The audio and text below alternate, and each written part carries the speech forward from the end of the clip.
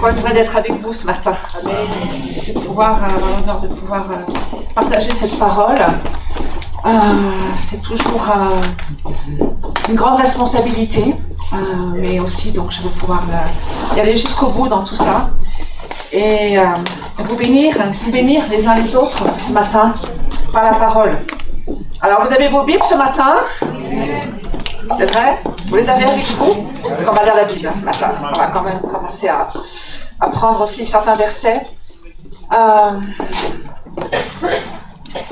Vous savez, Dieu n'a pas de limite. Et il est extraordinairement bon, extraordinairement amour. On l'a déclaré ce matin. Vraiment puissant, glorieux. Il est plein de vérité. Il est sans limite. C'est grandiose. Hein? Et la parole nous dit, comme a dit tout à l'heure Frédéric, que nous sommes sauvés par grâce, par la foi. Et cette foi, elle ne vient pas de nous-mêmes. Vous en êtes vraiment conscients. Elle n'est pas née en nous-mêmes. Mais c'est un don de Dieu. Amen. Et nous croyons parce qu'il nous a donné la capacité de croire.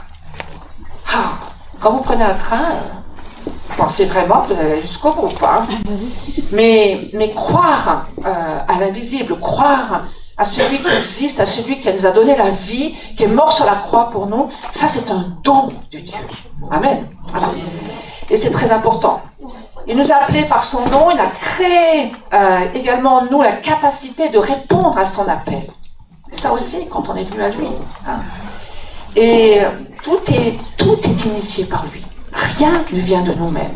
Ça, on a besoin peut-être aussi surtout pour les anciens, hein, pour ceux qui sont déjà en crise depuis des années, on a besoin de vraiment remettre les choses, nous réaligner vraiment. Et tout ce que Dieu a créé, comme les planètes, comme le cosmos, comme les astres, et ce que déclarait tout à l'heure tous les êtres vivants, tout ça, il les a créés et il leur a donné des limites. La mer a des limites, les lacs ont des limites, etc., etc.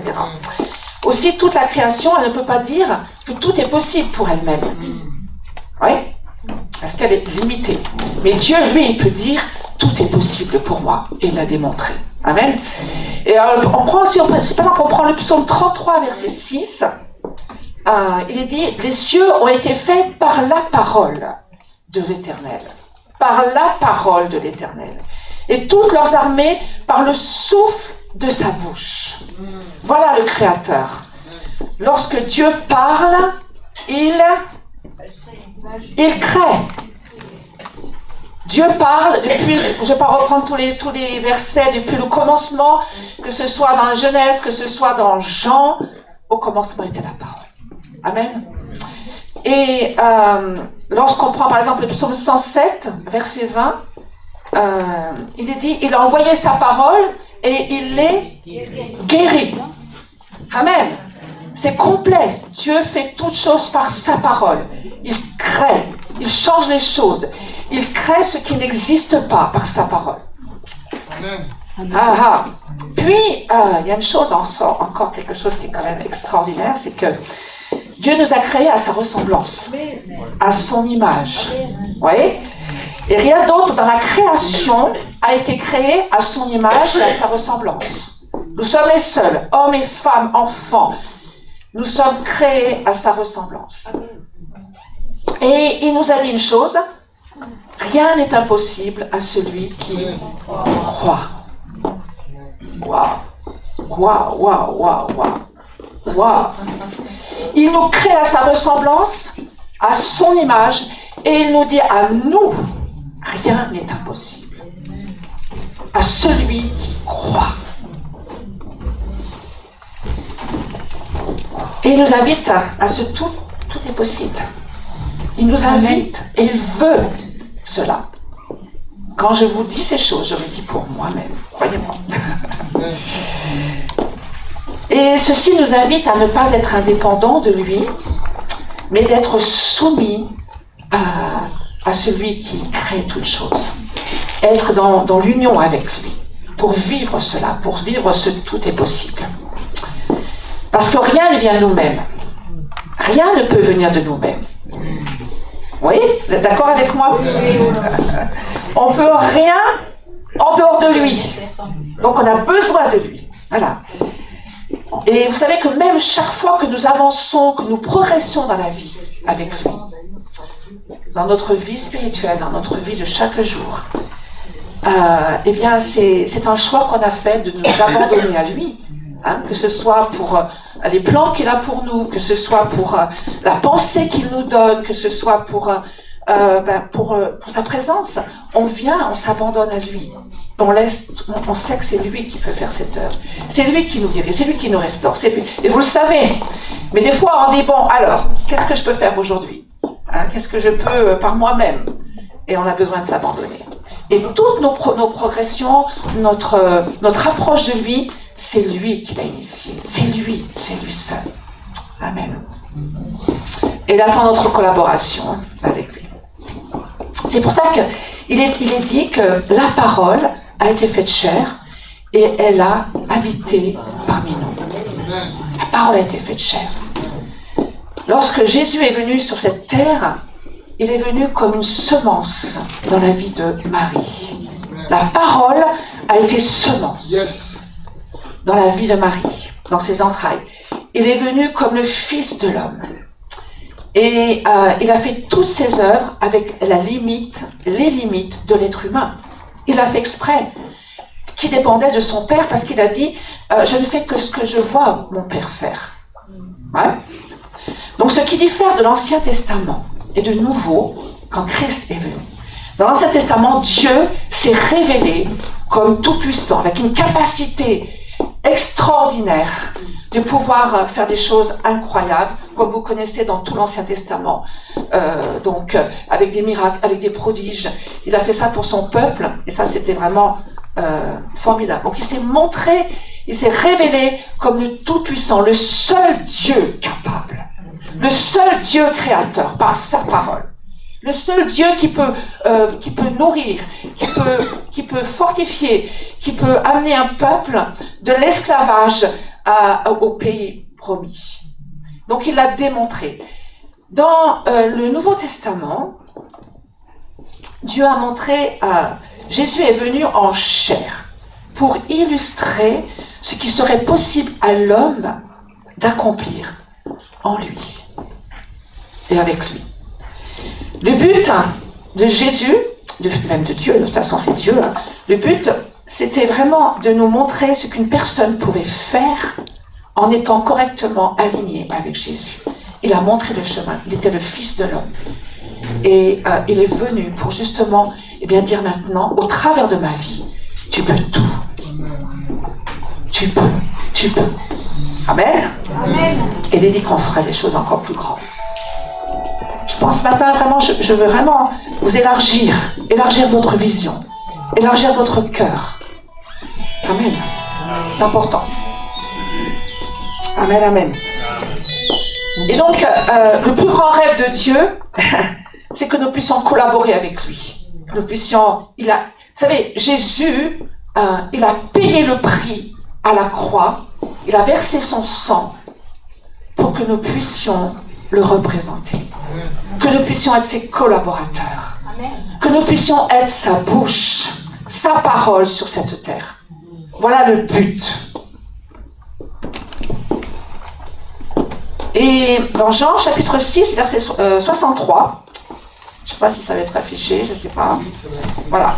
Mais je vais quand même dire pas mal de versets ce matin pour qu'on puisse rentrer dans cette parole.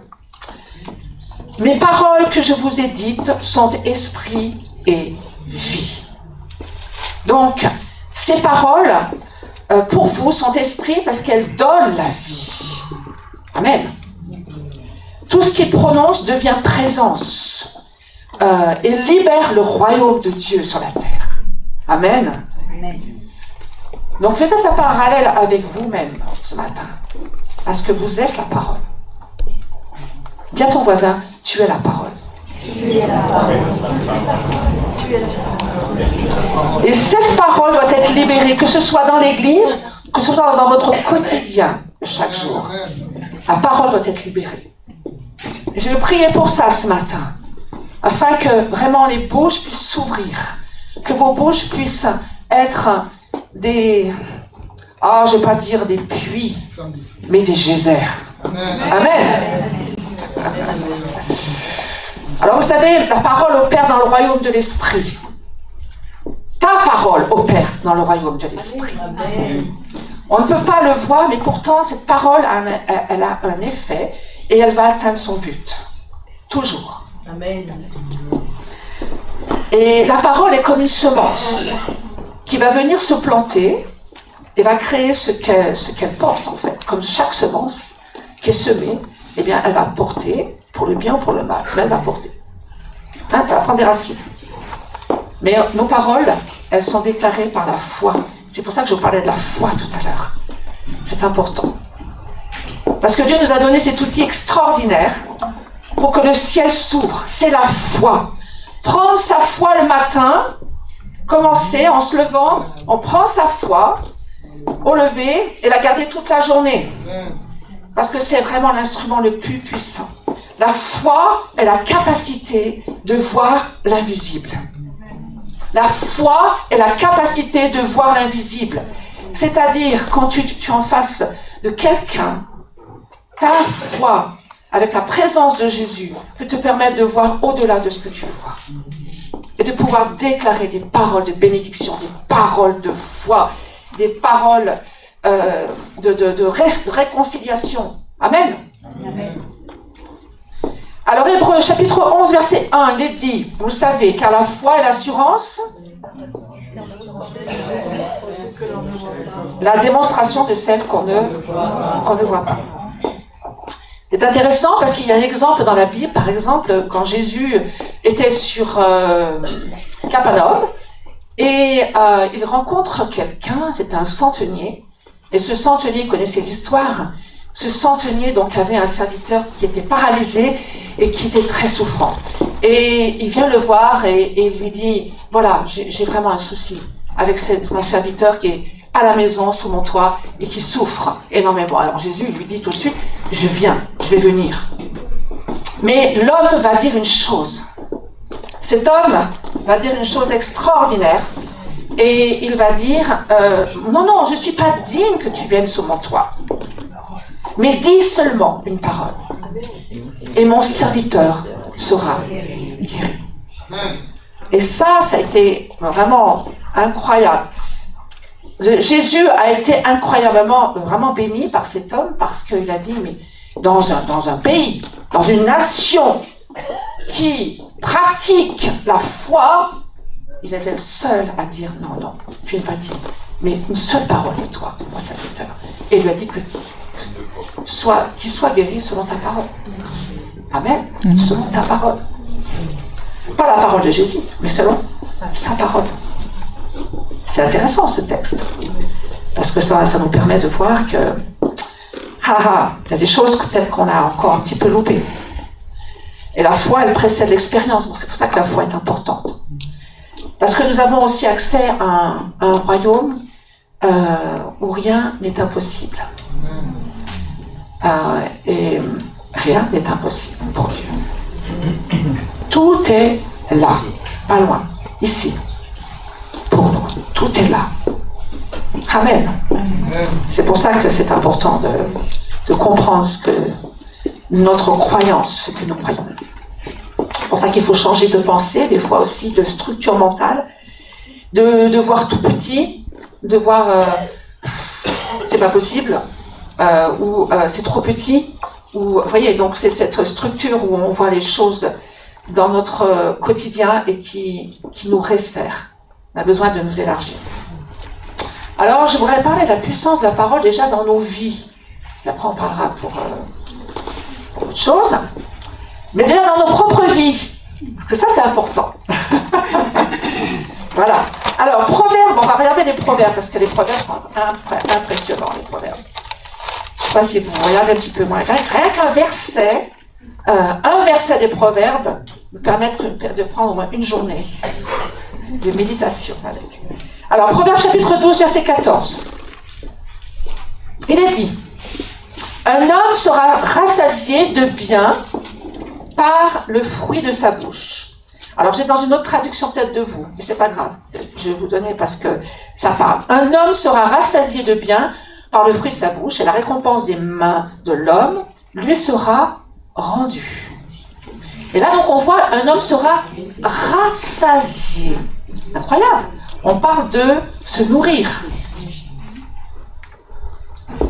C'est intéressant, c'est-à-dire que les paroles de l'homme vont le nourrir.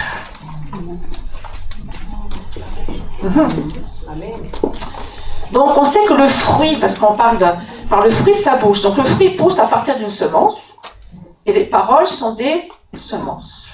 Voilà, ce sont des graines. Et cette semence, elle va prendre racine.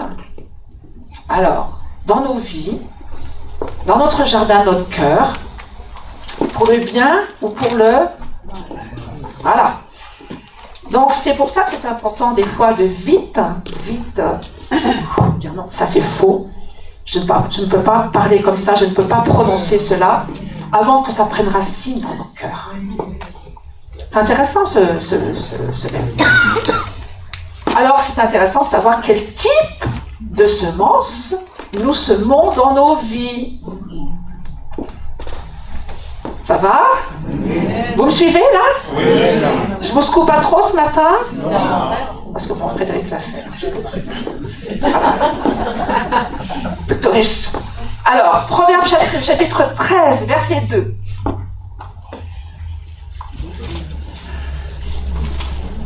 Alors, un homme bon mange de bonnes choses du fruit de sa bouche. Mais le désir des traîtres est pour la violence. Donc, il est encore dit ici, ce que vous mangez est déterminé par ce que vous dites. Ce que vous dites. Alors, c'est intéressant parce qu'on voit que nos paroles, c'est une nourriture, comme je vous disais. Hein. Et la nourriture, nous, on a besoin de la nourriture, déjà pour notre corps, quand on mange, c'est du plaisir.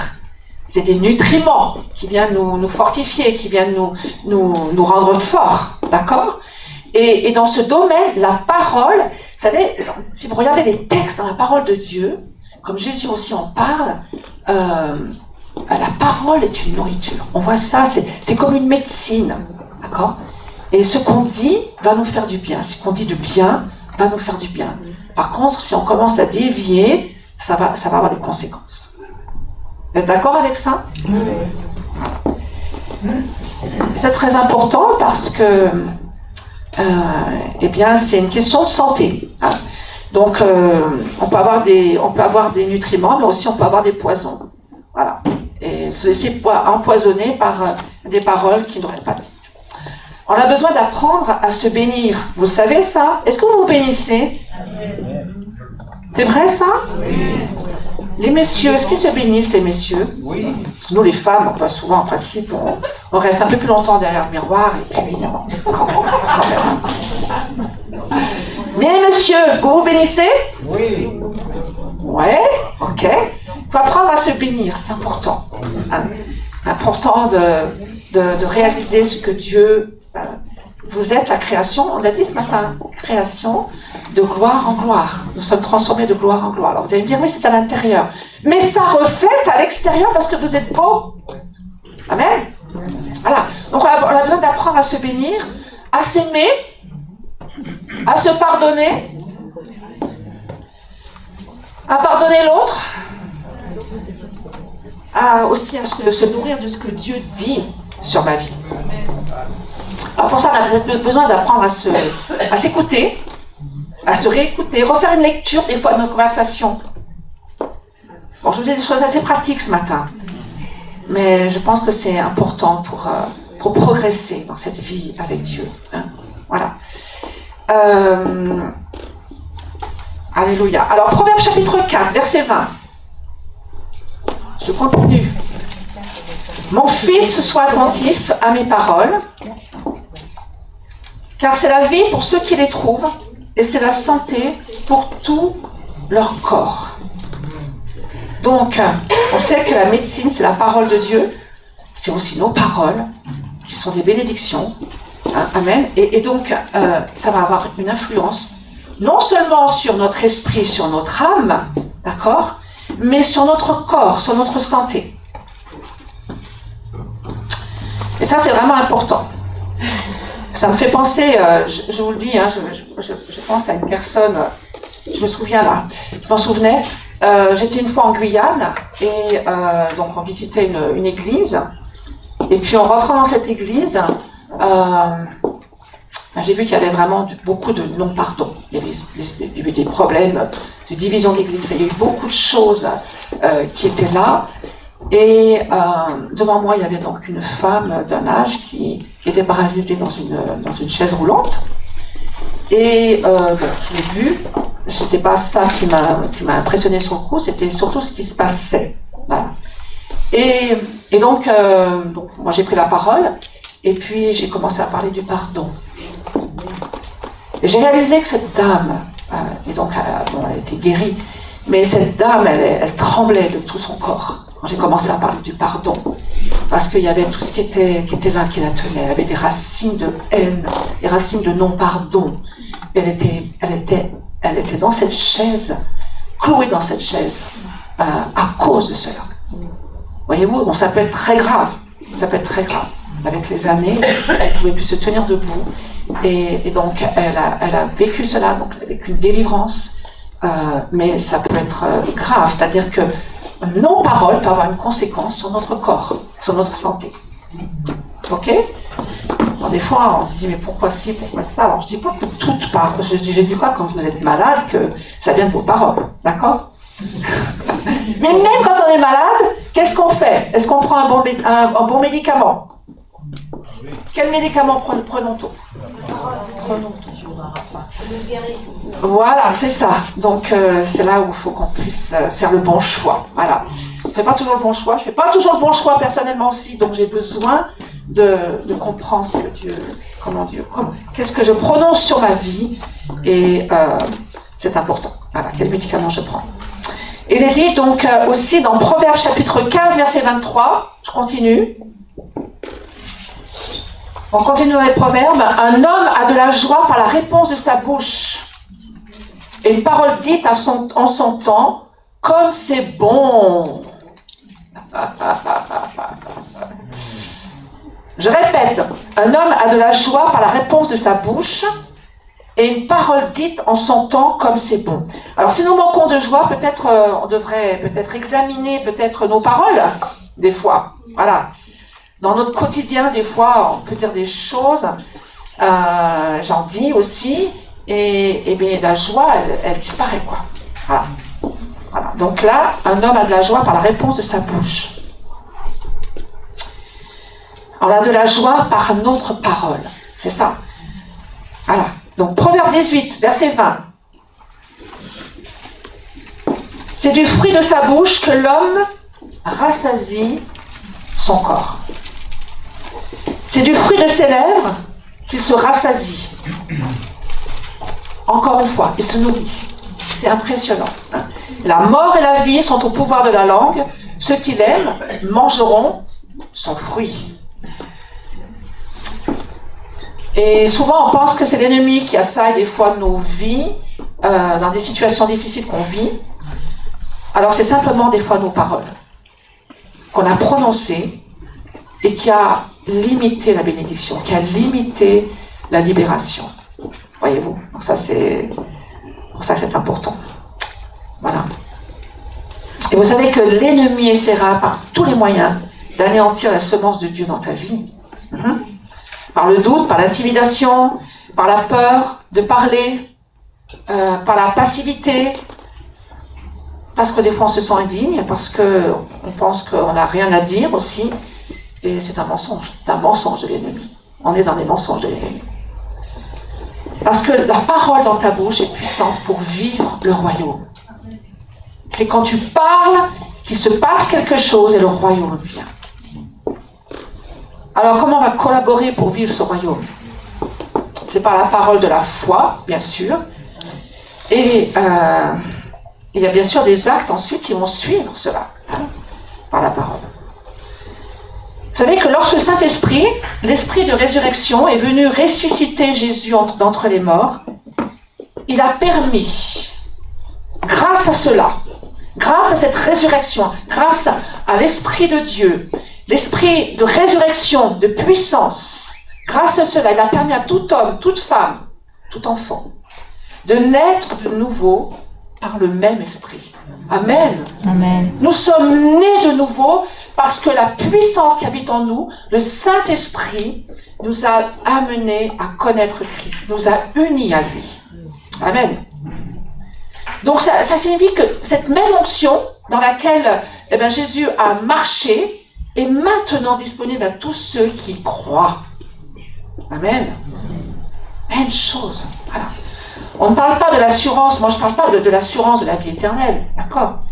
Mais là, ce qui s'est passé, c'est nous sommes nés de nouveau, nous sommes une création nouvelle, amen, invités à collaborer, à représenter Christ sur cette terre. Alléluia. Hein? Et c'est ce qu'on va déclarer par l'Esprit, parce que ça c'est puissant. Ce que tu vas déclarer par l'Esprit va changer les choses, va transformer les choses, parce qu'il y a la puissance de Dieu au travers de ta vie. Il a payé le prix à la croix pour ça.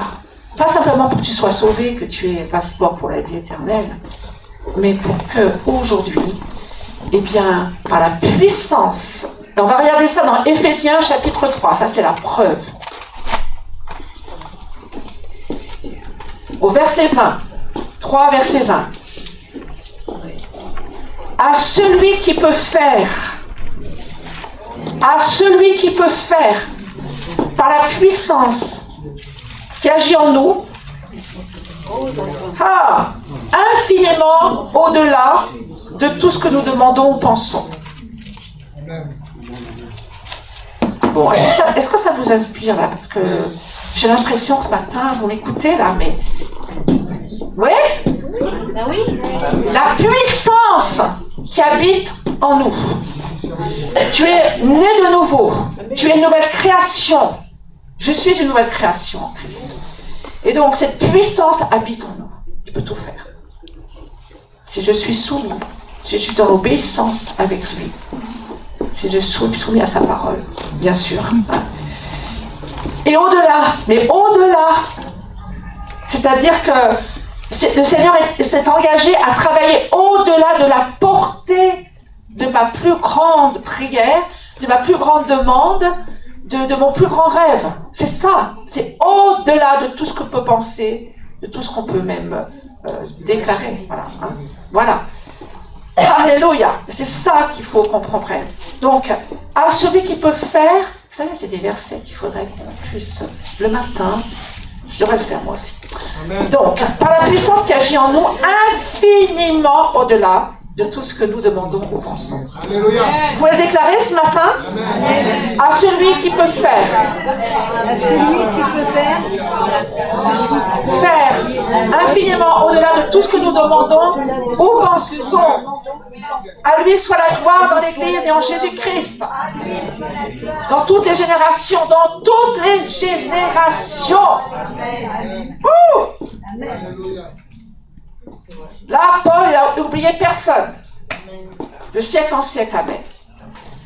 Donc, le Seigneur s'est engagé par sa mort, sa résurrection, à faire au-delà, par la puissance du Saint-Esprit en nous, la puissance de résurrection, des choses qu'on va demander, mais qui va être au-delà de ce que nous pensons. Nous avons besoin, je pense, de changer de lunettes. Le Seigneur a oint notre bouche.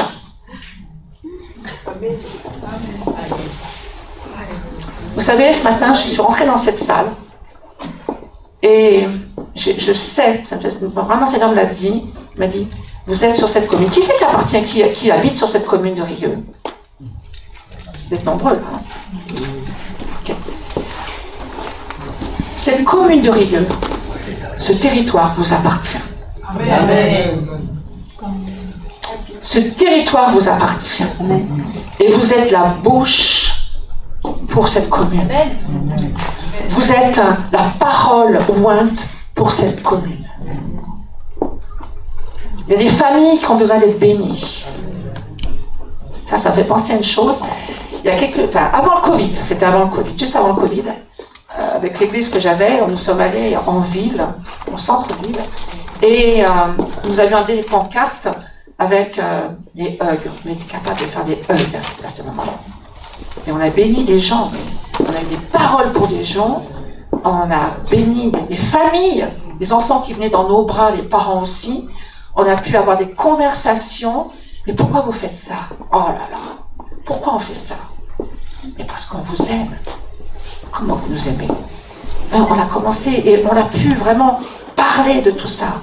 On a béni les gens qui habitaient dans toute cette région-là. Et c'était des hugs simplement. Vous savez, c'était la mode des hugs. Je me demande pourquoi c'est bien dommage après le Covid, parce que bien sûr, il a fallu qu'il y en ait un qui s'y mêle, mais je pense que ça pourrait revenir, ça. Voilà. C'est un instrument comme un autre pour bénir.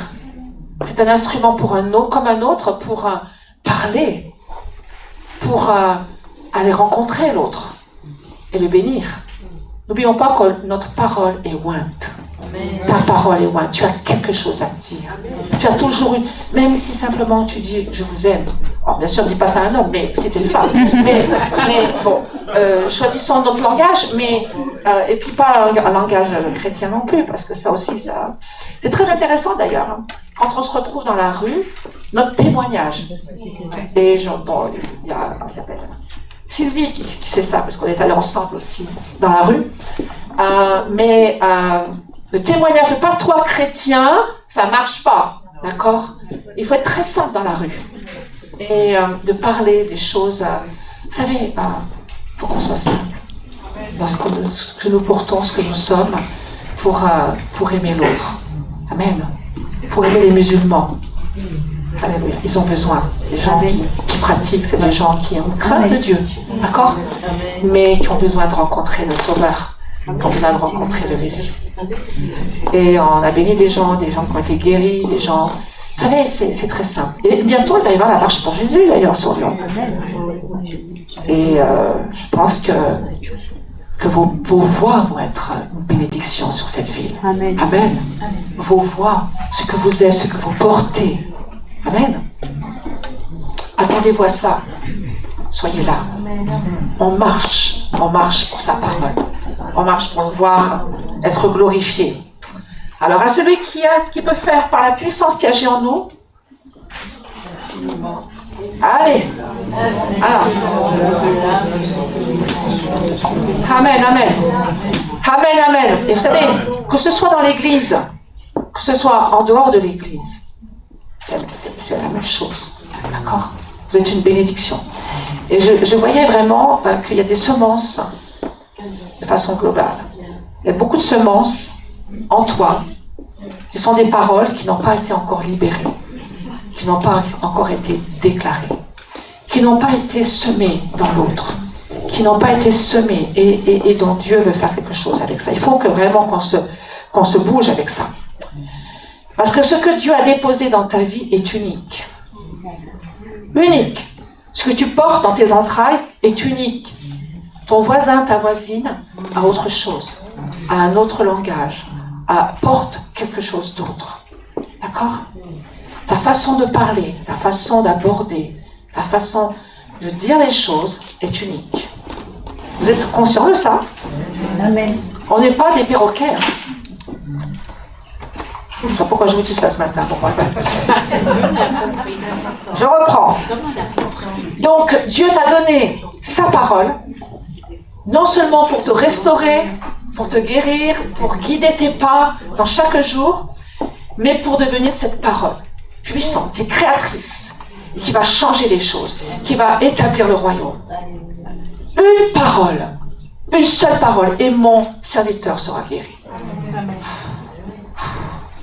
On a nos familles, on a nos voisins, on a tellement de gens qu'on côtoie. C'est dommage qu'en France, on ne sait plus dire bonjour à celui qu'on rencontre. C'est dommage.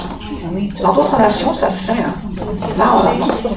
Et c'est pour pouvoir aborder ces personnes-là. Oui, voilà. Vous savez, la parole s'est faite chair afin qu'au travers de notre union avec Christ, dans le temple que nous sommes, eh bien nous soyons cette parole qui libère, qui amène la vie. Alléluia. Parce que la parole amène la vie, amène la réconciliation. Nous sommes des ministères de réconciliation. Nous sommes puissants. Cette parole, elle est puissante au travers de ta bouche. N'oublie pas que tu as le Saint-Esprit avec toi, et ça, c'est ce qui fait la différence. Nous sommes un peuple de la parole. Dans tout ce droit, dans tout ce qu'on peut entendre dans les médias, dans tout ce qu'on peut entendre dans ce monde, dans tout ce qui est secoué, plus que jamais aujourd'hui, l'Église doit ouvrir sa bouche. L'Église doit déclarer. L'Église doit être ce porte-parole. L'Église doit prier selon l'Esprit et déclarer les choses sur cette terre pour changer l'atmosphère, pour vivre des choses, pour que les gens puissent être transformés, puissent être guidés. Vous savez qu'en ce moment, les gens sont dans des dépressions terribles en France. Et les gens ont plus d'espoir. Mais il y a un revirement, il y a quelque chose. Les gens ont soif. Ils ont soif. Et le réveil est à la porte. Le réveil est là en Europe. Amen. Amen. Prions. On a encore une fenêtre qui est encore là. Et on a besoin de prier. On a besoin de déclarer et être ces témoins de Jésus-Christ sur cette terre. Amen. Dieu t'a donné sa parole qui est puissante et qui crée. Elle crée. On a des paroles créatrices. Et ça, je veux vraiment accentuer là-dessus. Ce que tu as reçu va créer la vie. On est appelé à être des arbres de vie. Amen. Où beaucoup viennent pour pouvoir goûter à ton âme. Je ne parle pas du fruit de l'esprit, d'accord? C'est aussi un arbre. Et je parle que vous êtes des arbres, comme des arbres, et l'arbre de vie. Amen. Pour ça, on a besoin de l'audace. C'est cette puissance qui est en nous, qui nous permet de sortir de notre cadre qu'on s'est mis. Est-ce que quelqu'un a un cadre ici? Voilà, vous êtes tous libérés alors. Vous êtes tous décadrés, quoi, c'est ça? Non? Ouais.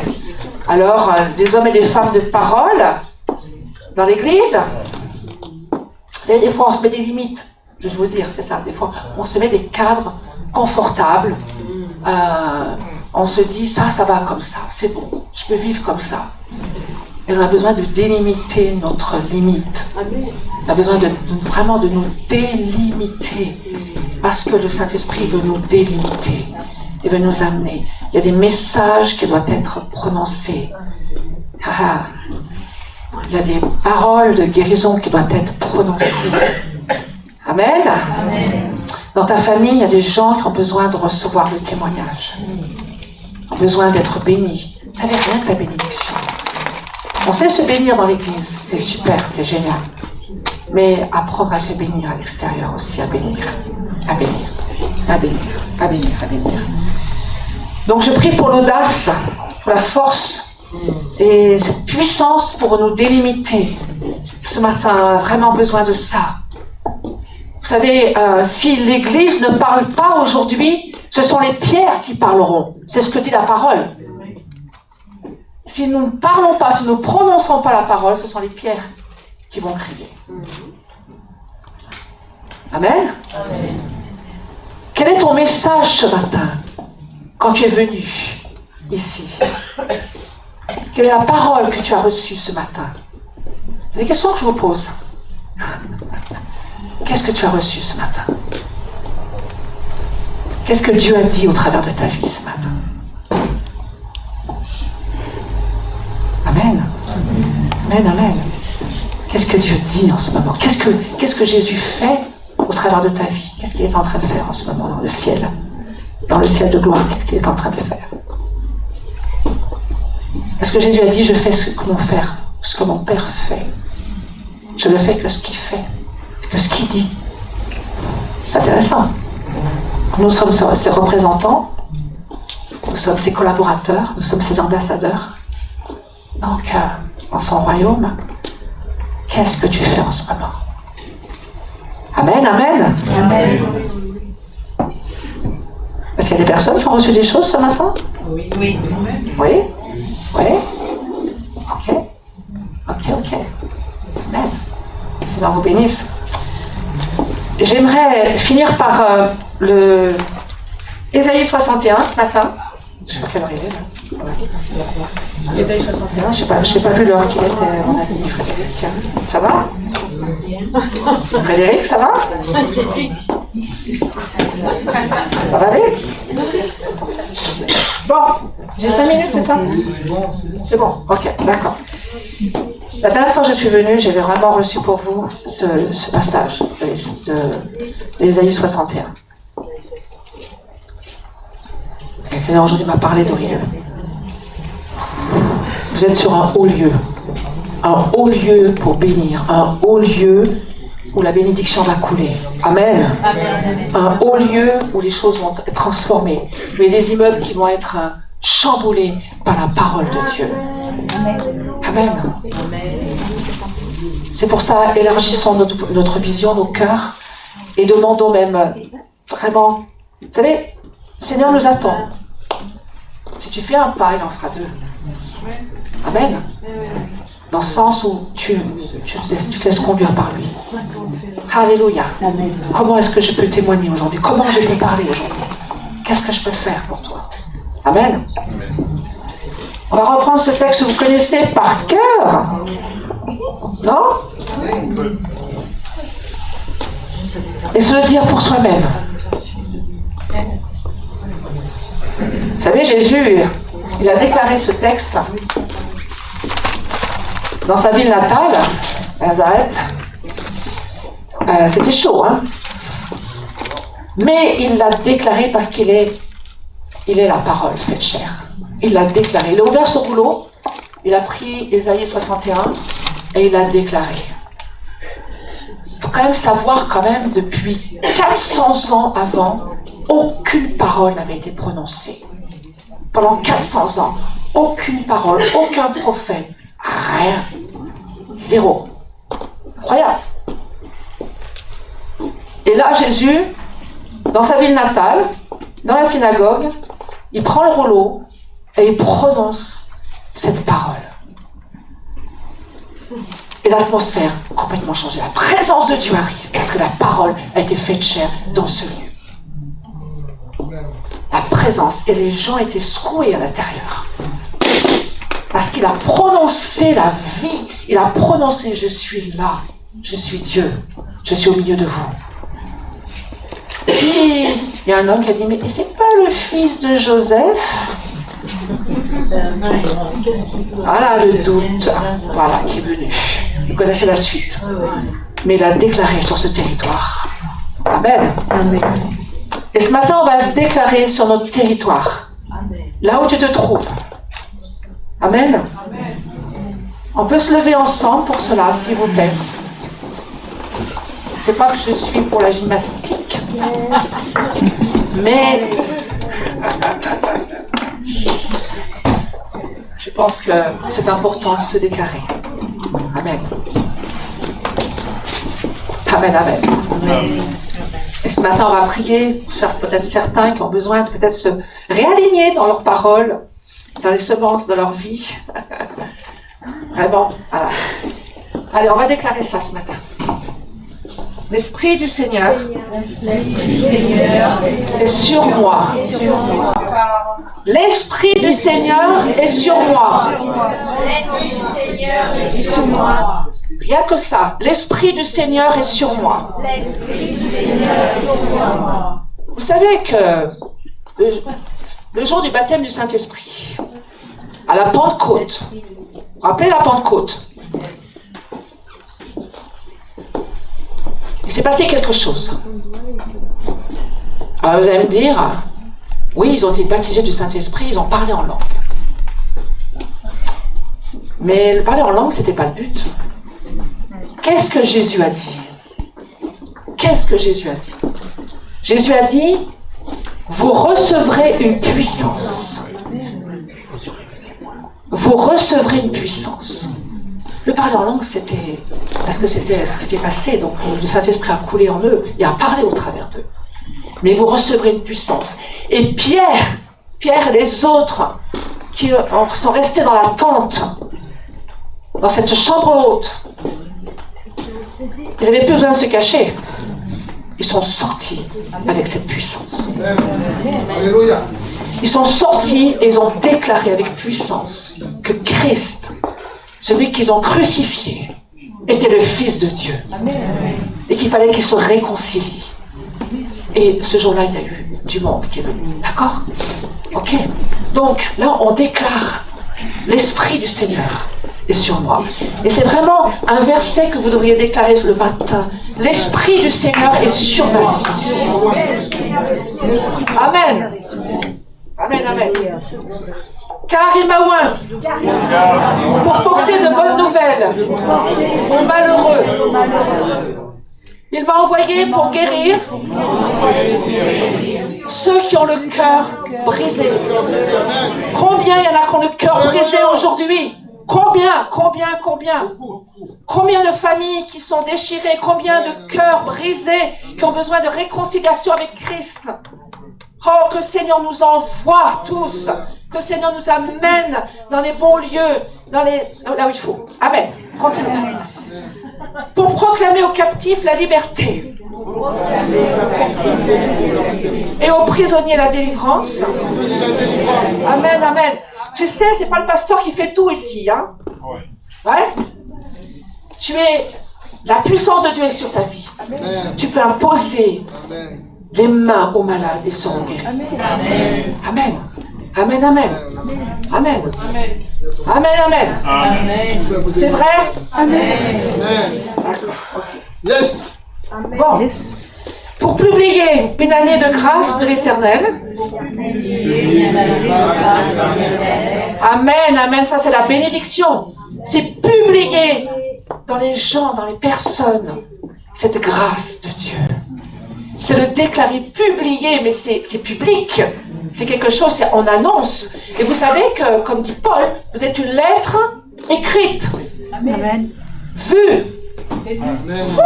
Yes, vivant. Ouais, non? Amen. Bon, Daniel, t'es d'accord? D'accord. Et un jour de vengeance de notre Dieu. Parce que Dieu se venge aussi. Et pour consoler tous les affligés, allez-y, pour consoler tous les affligés. Amen. Pour leur donner un diadème au lieu de la cendre. Une huile de joie au lieu du deuil. Une huile de joie. Alléluia. Alléluia. Vous savez que c'est pas facile de garder sa joie tous les jours. Hein? Ouais. C'est un véritable travail. Ça, c'est notre combat quotidien. C'est-à-dire, c'est nourrir de la joie du Seigneur. De son amour. Amen, amen. Hein? Un vêtement de louange au lieu d'un esprit abattu. Je dis à mon âme, tu te tais, mon âme, tu loues le Seigneur. Amen. Et on amène les autres aussi à louer le Seigneur, à être vraiment dans la louange. Un vêtement de louange au lieu d'un esprit abattu. Amen, amen. Une plantation de l'Éternel pour servir à sa gloire. Parce que vous êtes une plantation, vous êtes appelés à être un arbre de vie. Amen. Alléluia. Alléluia. L'Esprit du Seigneur est sur toi. Amen, amen. On va prier maintenant. On va prier. Alléluia. Quelque chose? On va dire au revoir à ceux qui sont sur les lives. Oui, très bien. Alors je vous bénis tous.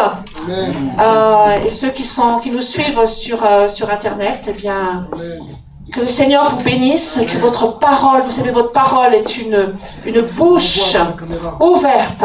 Et Jésus a dit, ouvre ta bouche et je la remplirai. Alors on vous bénit ce matin et bon dimanche à